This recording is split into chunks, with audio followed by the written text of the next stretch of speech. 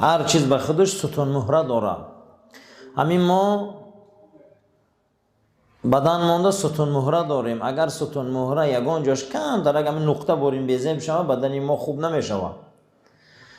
ستون مهره را بزرگا میگن که در بدن آدم رنگی ویشیلکه، چخل در ویشیلکه لباس کشال میکنی، همین دست ما و گوش ما و چشم ما و پای ما هم چی ما در همین ستون مهره کشال های. یک جای همون اگر ویران شود بدن ویران میشه دیگه، ما خودمون را جمع کردن نمیتونیم. همین قرآن به خودش ستون مهره داره. ستون مهره قرآن این سوره اقرا، اولین سوره که به پیغمبر خدا نازل شده کدام سوره؟ اقرا. ستون مهره قرآن این بخونه.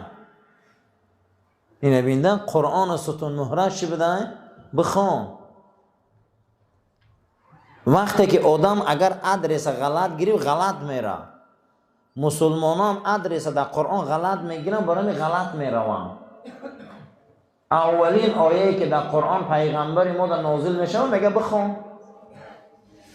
این ماموی قرآن های ستون مهره قرآن سوره اقرا بده بخون. ستون مهره سوره الحمد علماها گفتن که اهدنا الصراط المستقیم های، خدایا مایان را برای راست هدایت کن. ستون مهره هر یک سوره به خودش ستون مهره داشته که در همون آویزان های. ستون مهره سوره الحمد اهدنا الصراط المستقیم، ستون مهره قرآن سوره اقرا، ستون مهره سوره کهف الله جل و علا شانه آیه مبارکه را آورده است که انا جعلنا، ما هر آینه گردانیدیم آن چیزی که علل ارضی در این زمین هست زینت لها. این زمین در میگه چیزی که هست این همش زینت های. این برادران میبینیم بچهش میسن از این مال و پول و خانه و در و جوانی و این بر اون بر، این یک زینت های. این یک دقیقه در میگذره میروه. یا زینت بده برای زینت زیق نشوه. برای زینت زیق نشوه. من شعو شد با پگه سحر میشوه. این یک زینت است. اما ما علال عرضی زینت الله، یک زینت دادیم. اما بعد زینت چیه میگه؟ سعیدن جروزا. سعیدن جروزاش معنیش همین بده است که من در آمدن فصل تیرما یک روز میخیزه که برگا زرده، یک سحر میخیزه که برگا سرخه، یک سحر میخیزه که یگان دانه برگ نیست همش ریختگی های.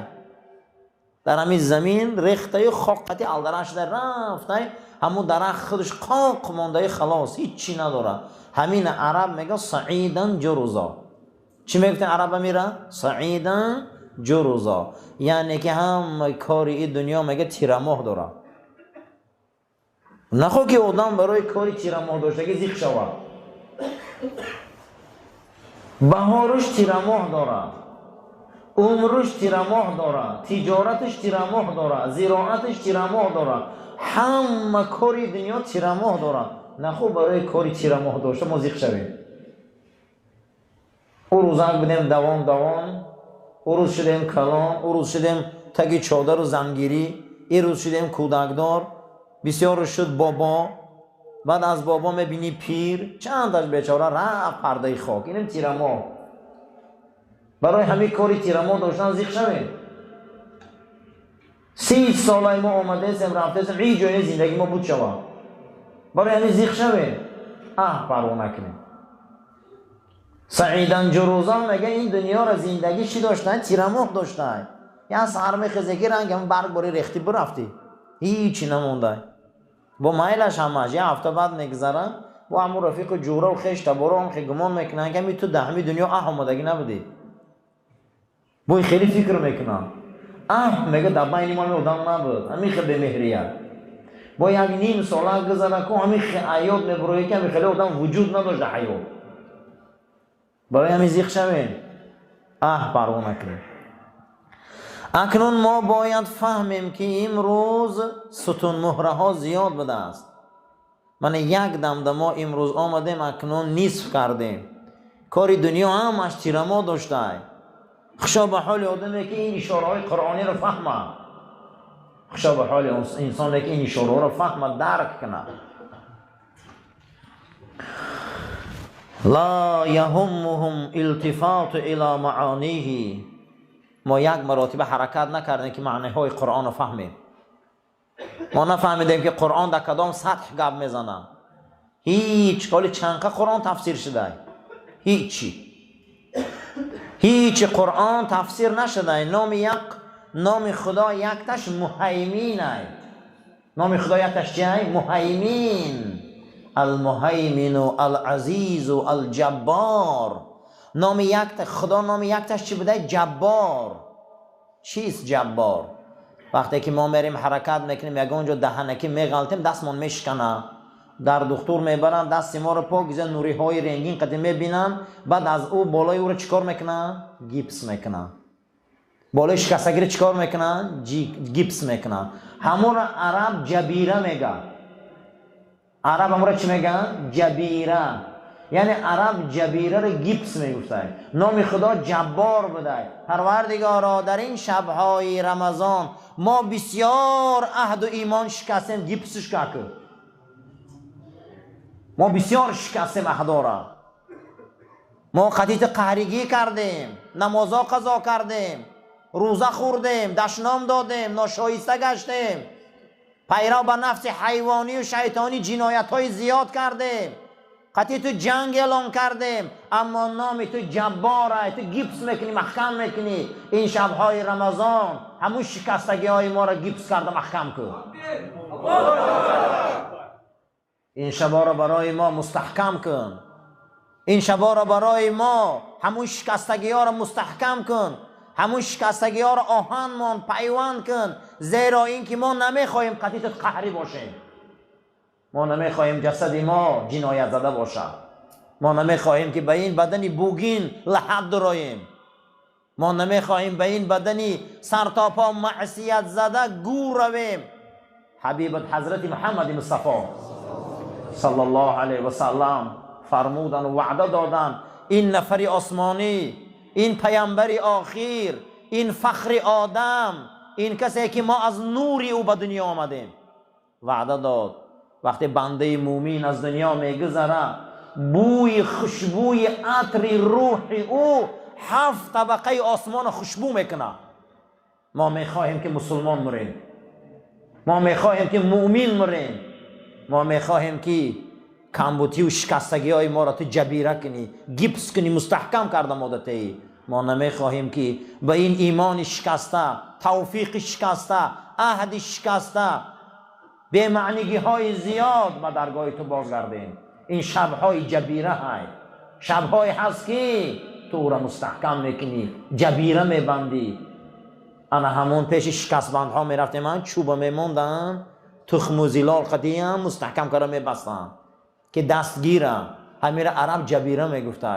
پروردگارا ما از رحمتت امید داریم که شکستگی های ما را تو جبیره کن.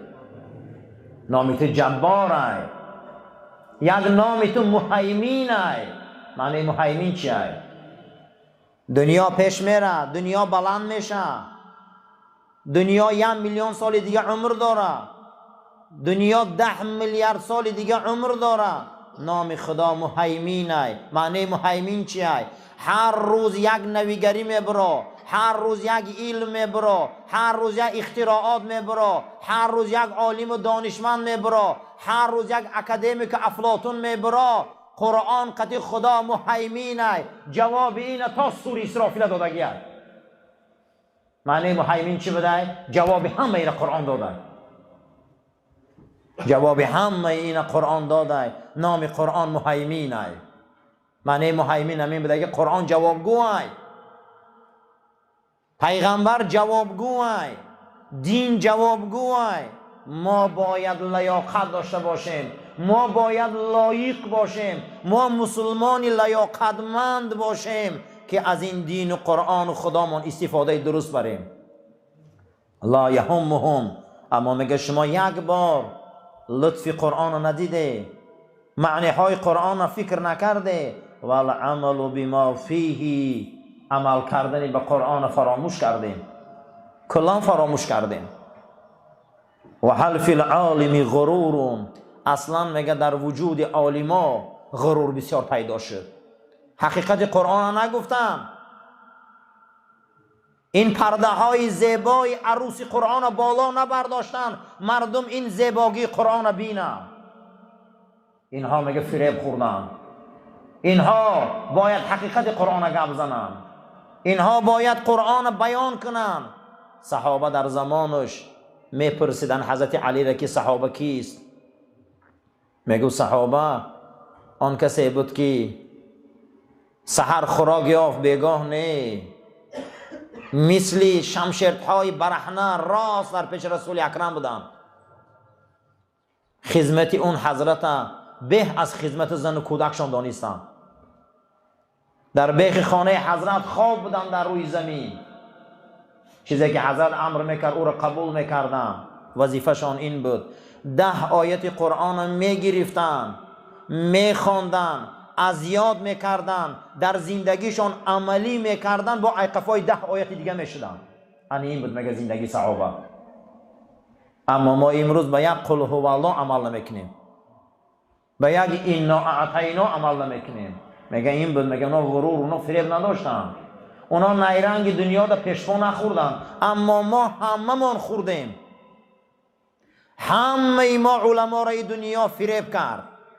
ما حقیقت بجا کردیم، ما حقیقت پنهان کردیم. عبدالحمید کیشک در 90 سالگیش ای دنیا میگذره. عبدالحمید کیشک در 90 سالگیش ای دنیا میگذره. این عالم مصری که در دهه 90 از دنیا گذشتگی ای، در 90 سال عمرش مجموعاً برای دعوتهاش و حقگوییهاش 86 بار سودش کرده بودیم. هر یک 3 ماه محکمش میکردیم. اما حق گفت، حق فهماند، تمام حقیقت در سراسر مصر گفت. آخر عمرش از این حقگوییهاش جامعه مصر از دست وحشی های انگلیس خلاص خورد، رو به سوی اسلام آورد. حتی که نظر کردیان رفتیان گفتن کسی میخواه حیات صحابه را بینه، رفته خانه عبدالحمید کیشک تماشا کنه. همون خانه عادی، همون کورپچه عادی، همون زنداری و فرزنداری عادی. کار چی بود؟ فقط دعوت بود. امروز در دنیا کسی را دعوتگری به قوت میبینه. در دنیا کسی دعوتگری گرمه، مجلساش آباده، همش از کتاب عبدالحمید کیشک، زیاده از 1000ها رساله داره. چیز جمع نکردن اما حقیقت گفتن. غروری دنیا را چیکار کردن؟ نخوردن فریب شد. یزید علی هذا، به این کارا میگه خوش رو اهمیته. و یقرب منه الغرور طوائف لهم طاعات والمعاص الا ان معاصیهم اکثر و هم یتوقعون المغفرة. امروز کسی گناهش حساب نمیکنه، کسی گناهش نمیبینه. قسم به خدا علماش هم باشه گناهش نمیبینه، انسانش هم باشه گناهش نمیبینه. همین خیل باور داره همون شخصیت های امروزه مسلمان که امام غزالی که به بروقتی خدا اینها رو بخشیده، به بروقتی میگه خدا ما رو بخشیدگی های. اما یه مراتب فکر نمیکنیم قرآن چی میگه. سمی الخیاط، قرآن میگه غضب خدا همین خیل وزبینی هست که میتونه که شما را از پلیشکی سوزن گذرانه. کسی میگه معانی قرآن اهمیت نداد، کسی فکر نکرد. زیرا اینکه از همه شخصیت هایی که زیادتر باید از خدا ترسن، اینا باید عالما باشن، اینا باید علما باشن، اینا اهل قرآن باشن. اینا باید میگه زیاد ترسن، اینا باید زیاد پروا کنن، اینا باید زیاد فکر کنن. زیرا اینکه پرسش خدا حقه یا نه؟ حقه. ما را میپرسن، ما را میپرسن فقط از این نعمت ها. اگر ما امروز حقیقت بجا کردیم، ما امروز حقیقت نگفتیم، والله روز میشه که اینا در محکمه های الله ایمون میپرسن که چون حقیقت مردم در نگفتی. مرگ حق. حضرت عمر رضی الله تعالی عنه همه پرسیدیم که امیر المومنین با شما چی نزدیکتره؟ میگفته برای من مرگ نزدیکه، یگان چه رنگ مردن نزدیک نیست برای ما. برای من عزیزا ایره نقض دانین. علما باید حقیقت مردم را رسانه. علما باید حق مردم را گوه. علما این وارث پیغمبرا هم. پیغمبرا یگان مراتبه از حق گفتن دست نکشیده بودن. مردم را باید رسانن حقیقت، زیرا که مردم حق همیشه فهمن عمل کنن. انا اینه میگه معنی قرآن. طبق دستورات رسول اکرم صلی الله علیه و سلم یک چند عمل بود است که در این دهه مغفرت انسان اگر اجرا میکرده خدا گناهاشو میگذشته. یکی از این عملها چیست؟ علماء گفتن اسباغ الوضوء من اسباب المغفره. کسی طهارتش خوب کنه خدا گناهاشو میبخشه. جناب پیغمبر صلی الله علیه و سلم فرمودند من توضأ فاحسن الوضوء خرجت خطاياه من جسده حتی تخرج من تحت اظفاره. هر کسی طهارت میکنه طهارتش خوشرو کنه، عضواش خوشرو شوه، قاق نمانه. اگر همین خیل طهارت قد بیای نماز خانه تمام خطاگیاش خدا میبخشه. حتی خطاگیا در زیر ناخون هم باشه خدا همش میبخشه. برای همین هر انسانی که در این دهه مغفرت پای به طهارت گرده او گناه نداره. کوشش کنه در همین ماه پای به طهارت نگرده. جاگه هم طهارت قطعی درایه، بازار هم طهارت قطعی درایه، کار هم طهارت قطعی روه، همه جا طهارت قطعی روه. چنان گناه میریخته که در زیر ناخون هم باشه تازه میشده. ما من امرئ یتوضأ فیحسن الوضوءه الا غفر له ما بین صلاة و صلاة الاخرى حتی یصلیها. امام بخاری حدیث روایت کرده که هر مرد زن طهارت میکنه طهارت شب پرگی خوشرو میکنه مگر خدا تمام گناهاش از این تا این نماز میبخشه. اگر این نماز به این نماز به طهارت باشه انا همین قدر وقت به اندازه انا همین خدا گناهاش میسوزانه. در این ما کوشش کنیم به طهارت نگرده. طهارت بسیار چیز بزرگه برادر، رو به طهارت نگرده. من اتم الوضوء کسی طهارت اهمیت میتیه همچنانه که خدا و رسول امر کرده گیه. و صلوات الخمس 5 وقت نمازش میخوانه پروردگار تمام گناهاش میسوزانه. من توضأ مثل وضوئی پیغمبر گفت کسی رنگی من طهارت میکنه بعد از اون مسجد میبیاد 2 رکعت نماز میخوانه در مسجد میشینه بعد این نمازش خدا برای این جنت واجب گردانده.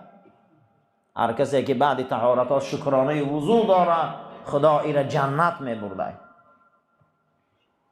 جناب پیغمبر صلی الله علیه و سلم گفته میدانی طهارت چیه؟ میدانی طهارت چیه؟ تمام گناههای گذشته هاتون و گناههای امروزتون خدا عفو میکنه. دهه مغفرت اینه. فانه قام فصلى هر کسی که طهارت میکنه میخیزه نماز میخوانه فحمید الله خدا را حمد الحمدلله میگه و اثنی علیه خدا را ثنا و تعریف میکنه خدا را همیشه به دعا یاد میکنه اهل و عیالش به این امر میکنه خداوند قلبش کشاده میکنه به سوی ایمان حتی گناهاش همین خیلی سوخته که نو از مادر به دنیا آمده. حدیث امام مسلم روایت کرده. کسی که با خاندانش تعلیم طهارت میتید، کسی زنش طهارت نشان میتید، کسی کودککاش طهارت نشان میتید، بعد از اون نماز میخونه شکرانه وضو که یوم ولدته امه نو ای آچه به دنیا آمده. در روایت امام احمد آمدگی بود است که جناب پیغمبر صلی الله علیه و سلم گفتن کسی طهارت میکنه بعد طهارت با کسی گپ نمیزنه میبیاد 2 رکعت نماز میخونه از مادرش نو به دنیا آمده. این دهه مغفرت های باید خودمان شویم. در روایت امام احمد آمده است که اذا توضأ الرجل المسلم هر مرد مسلمان زنی مسلمان طهارت میکنه گناهاش از بدنش میبرایه، ای گوشاش ای چشماش از دستش از پاهاش حتی اگر بیای قعدن نماز خانه این انسان در مغفرت خدا قرار گرفته دیگه نامه اعمال سفید ای. یعنی همین طهارت این نامه اعمال رو سفید میکنه. بعد از آن یک آدم 30 روز در یک کارخانه کار میکنه، روزی 30 منتظری معاشه. ما روزی 30 منتظریم که ما را از مادر به دنیا آمدن گردون، بدنی ما را پاک گردون، بدنهای ما را پاک گردون، قلبای ما را پاک گردون، بین ما در حرمت و احترام و عزتی مسلمانی را بلند بردار. ربنا لا تزغ قلوبنا بعد إذ هديتنا وهب لنا من لدنك رحمة إنك أنت الوهاب. آمین یا رب العالمین. مشکلات های ما را آسان گردان، پیشگاه ما را کشاده، از آفت بلا تهمت دسیسه ها ما را نگهبان باش. بیماری های ما را شفای کامل عاجل عطا فرما. به توفیق ها ما را توفیق ده. در خاندانمان فیض برکت ده. پروردگار را از تمام دام های ابلیسی ما را نگهبان باش. همچنانه که پیغمبرت حضرت محمد مصطفی صلی الله علیه و سلم فرمودن هر کاری که شما میکنه ابلیس میبیاد دام خشم میمونه. تجارت میکنه او میبیاد قوقانش میمونه. زراعت میکنه قوقانش میمونه. زندگی را سر میکنه قوقانش میمونه. همه جا دگو این آمده قوقانش میمونه. چی کاری که مسلمان میکرده این قوقانش آورده میمونده. لیکن پیغمبر صلی الله علیه و سلم فرمودن که شما ای دام او چی خیل خلاص میشه؟ میدونه؟ گفتن نه فرستاده ای خدا. گفت با شکر. با چی خلاص میشدین؟ کی ترمه میره؟ ناشکر. کی را زندگیش کلید میشه؟ ناشکر. کی آقی پدر میشه؟ ناشکر. کی انسان دسیسه کار میشه؟ ناشکر. تمام جنایت دنیا، تمام بی‌معنیگی دنیا، تمام خار شدن ها این ناشکریه. المنت لله که در این میکده باز است. 1000 بار شکر که این منبر مسجد آباده. 1000 بار شکر که در اینجا اگر صدها نقطه ابلیسی باشن لیکن 2 تا نقطه رحمانی هم که باشن جوابی همش میتیم.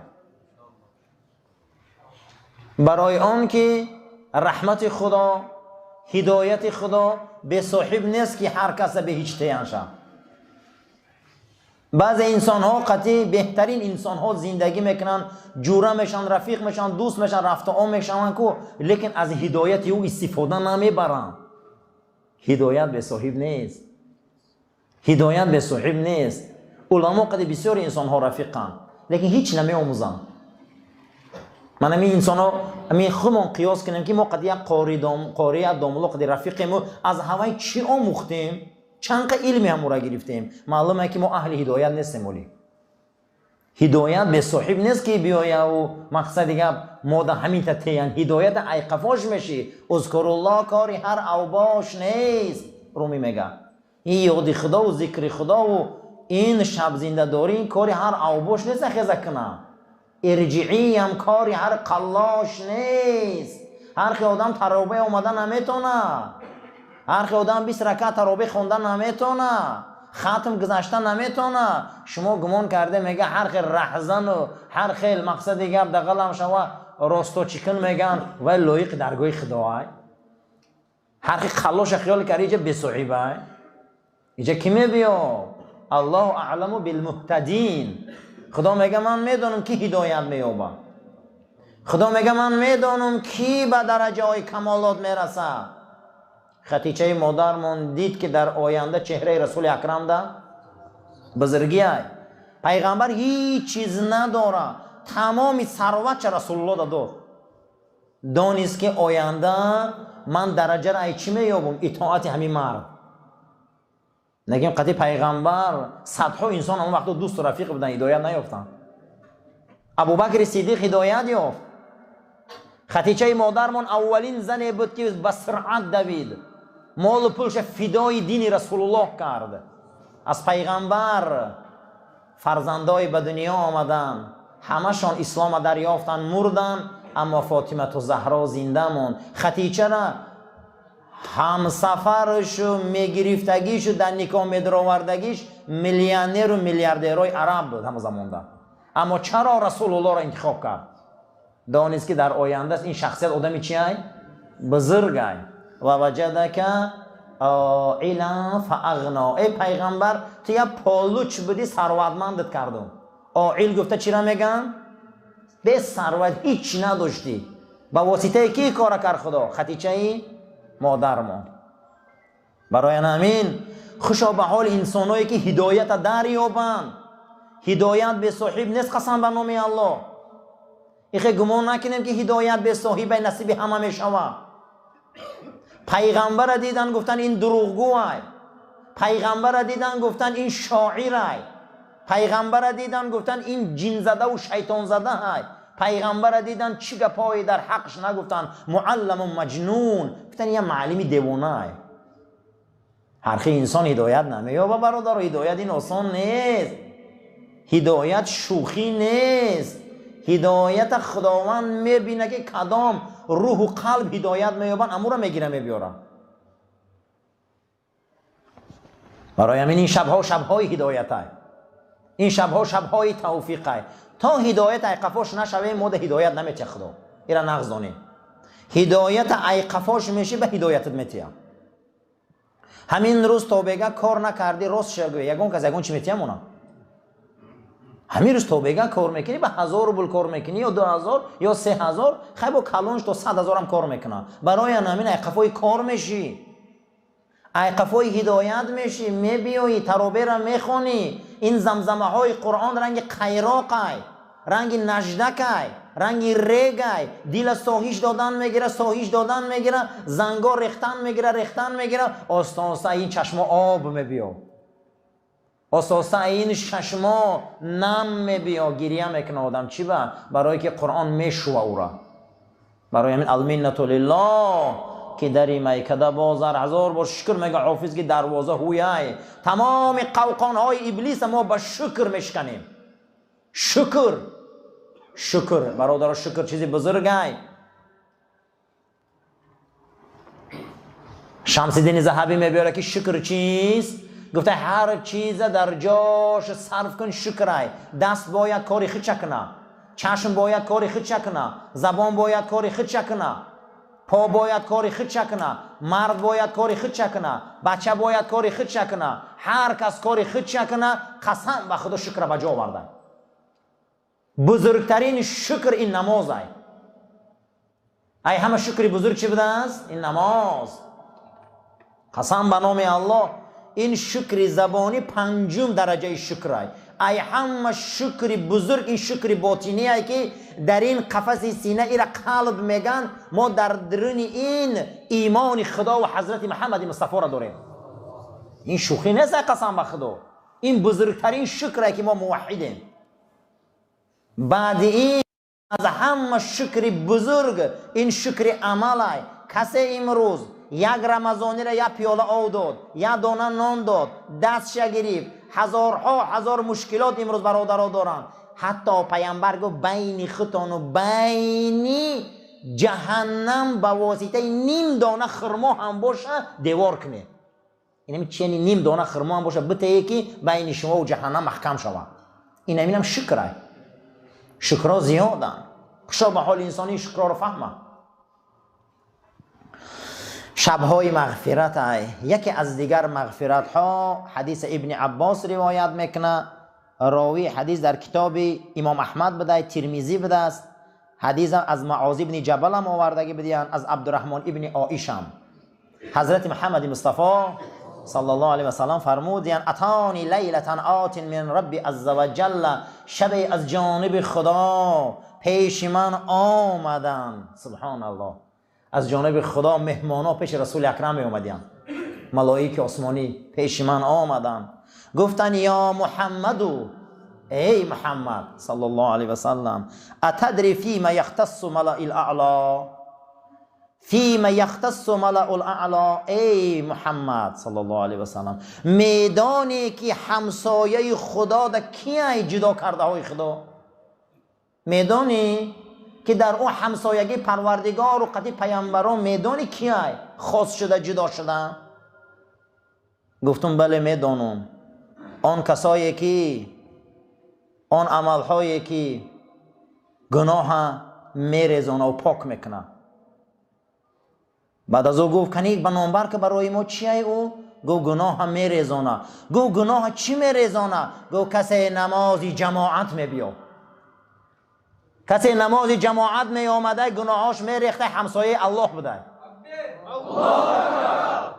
برای همین یکمین چیزی که ما را همسایه الله میکنه 5 وقت نماز در مسجد خواندن. اگر مجبورم که باشیم در دیگر جاها هیچ گپ ندارد از ضرورت، لیکن آدمی آزاد باید در مسجد خونه. یه وقت یافتی مسجد بیو، اگر خیلی کار باشه حرکت باشه همون جدم کوشش کنه که 2 کس 3 کس جماعت خانه ثواب دریابه. 3 کس جماعت میشه و همون جدم باشه کجای ده باشه، نباشه تنها خانه همون 1 ثواب میگیره. دویمش چیه؟ گو ای محمد صلی الله علیه و سلم، گو اسباغ الوضوء فی صبرات، در این 5 وقت نماز خنکی و وزبینی ها اینها طهارت میکنن به پرگی. کسی این طهارت میکرده است، کسی این طهارت برای نمازاش میکرده، کسی برای نماز طهارت میکنه بدنش پاک میکرده، با این آب طهارت بدنش شست و شو میکنه و پاک میکنه برای ادای نماز، این همسایه خدا بوده. فردا در ملأ اعلا همسایه رسول اکرم بوده. این گناه را میرزانه. سیون گفت چیه؟ گفت انتظار و صلات بعد الصلات، کسی بامداد میخونه غمی پیشینش میخوره، کسی پیشین میخونه غمی عصرش میخوره، کسی عصر میخونه غمی شامش میخوره که در کجا اداش کنم این انسان در بدنش گناه نمیمونه، همسایه الله های. این شبهای کفارت گناه های. بعد از او جناب پیغمبر صلی الله علیه و سلم پرسیدم یا محمد صلی الله علیه و سلم چی گفتنی؟ گو من حافظ علیهن عاش بخیر، کسی همه گفتگیام قد زندگی کنه خوب زندگی مسلمانی کرده زمین ده. و من مات بخیر، کسی را به همین عمل منحش بندن مسلمان مرده.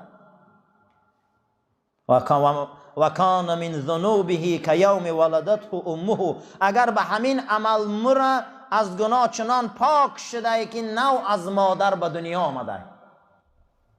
حدیث امام ترمذی روایت کرده. یکی از سبب‌هایی که گناه را می‌ریزانده فضل العلم و العلماء، علم آموختن و با علما رفیق بودن.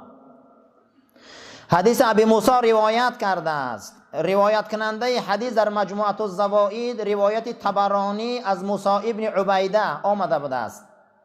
جناب پیغمبر گفتند روز قیامت بنده ها را خدا میخوانه، ثم میز العلماء، بعد از علماء ها را جدا میکنه، میگه ای گروه علما علم ضایع نکرده، مردم در رسانده، حق گفته، ای عذابم خلاص خورده، امروز در نامه اعمالتان مهر میزنم که گناه نداره. هر علمایی که علم ضایع نکنه، حق گوه، راه رسول اکرم مردم در نشان تیه صلی الله علیه و سلم، روز قیامت هم مهر میزدی که تو گناه نداری. در دیگر روایت آمده است که پروردگار روز قیامت میگفته است کسی که علمی منه، کسی که نعمتایی که در شما دادم او را هر آینه ضایع نکرده، علم دادم تا دانش دادم تا ضایع نکرده، مردم در رسانده، این دانسته باشه که من برای شما مهر مغفرت میزنم، همه گناهاتون علما میبخشم ولا ابالی پروا ندارم. علما در این شبها باید مردم در حق گوه. علما باید پروای دنیا نداشته باشه. دنیا ایم دنیا دارا، علما باید آخرت آباد کنه. علما باید کجا را آباد کنه؟ آخرت شد. حضرت امام سفیان ثوری را پرسیدن که علما کیست؟ تو کسی نفس خار کنه، کسی نفس خار کنه، کسی عقلش راهبرش کنه، کسی علم چراغ دانه، کسی دنیا را پسی پا زنه، کسی رفتاری رسول داشته باشه، در جمعیت و خلق خدا ضرر نرسانه و علماء. علما باید همین باشه. علما باید غم خونه و در غم یگان چی نداشته باشه، برای آنکه اگر غم ای را خورد برادر قسم بخدا علم میمونه، ای علم واقعی میمونه. امروز آفت علما این معرکه گردی شونه. این معرکه به این معرکه میگردن، نه علمی خوب دارن دیگه، نه کتابی ساز میبینن، نه شاگردی خوب دارن دیگه. در همون معرکه اگر با یه علمای دیگه قدی بحث شوه، با 4 عوام دیگه قرصک زنه، در اینجا نه که ابلیس رقص کنی شویم با. همین سبب شد که علما پیشوا خورد. علما باید بزم داشته باشن، علما باید شورا داشته باشن، علما باید چنین مسئله ها را مطرح کنن. امروز کجا مونده علما که چنین مسئله را مطرح کنن؟ کجا مونده مسئله را چنین حل کنن؟ جز از مرید جمع کنی و مخلص جمع کنی و جور از همون دیگر کارو. علما باید وظیفه رسول اکرم داشته باشن تا اینکه روز قیامت این مهر در نامه اعمالش زده شود. وقتی که غیر المغضوب علیهم خواندن که خدایا ما را اهل غضب نگردان، آمدن از عبدالله ابن عمر که اهل غضب کیه؟ گو علمای به عمل. هر علمایی که به عمل ما در الحمه و پناه طلب میکنیم. خدایا ما را از اهل او نگردان که پگه او جهنمی هم. سیمین اهل مغفرت رسول اکرم صلی الله علیه و سلم گفته که مؤذن ها هستند. ابن عمر حدیث روایت کرده که رسول اکرم صلی الله علیه و سلم گفتند که خداوند مؤذن چنان بخشش میتیه در گناهاش که به اندازه کجایی که آوازش رفته رسه. هر مؤذنی که صداش کمی قد بلند رو رسه به اندازه همین خدا گناهش میبخشیده. و یستغفر الله کل رطب و یابس سمعه. امام احمد حدیث روایت کرده که هر جانداری خشک، هر جانداری تر، هر جانداری بیجان چیزی که صدای اذانش شنید روز قیامت در حق این شهادت میداده. یعنی که مؤذن ها از گناه پاک بدیان. در دیگر حدیث آوردگی بوده که روز قیامت مؤذن ها فی کثبان من ریح المسکی، روز قیامت در تپه های مشک عنبری جنت بدیان که اون تپه ها میگه همین خیلی بوی داره که در بوی او میگه انسان ها از هوش میرن. جای مؤذن ها آن همون تپه ها ده بوده که تپه های دوخیش ای دوخی ها و خوشبویاش این تپه ها بوده. خدا ما را ای آخرته. اسلام ما اسلام آخرت های. اسلام ما آمد که آخرت آباد کنیم. ما خدا از آخرته.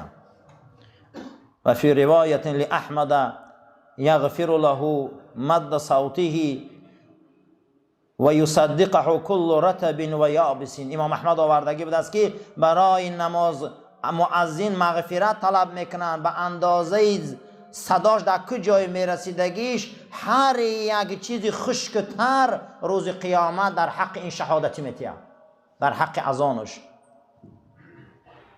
در دیگر حدیثی که امام ابو داود و غیری از محدثان روایت کردگی بود است که جناب پیغمبر صلی الله علیه و سلم فرمودند که اللهم ارشد الائمه واغفر للمؤذنین. پیغمبر خدا گفته بار پروردگارا امام ها را همیشه برای راست و رشاد هدایت کن و مؤذن ها را گناهاشون درگذر.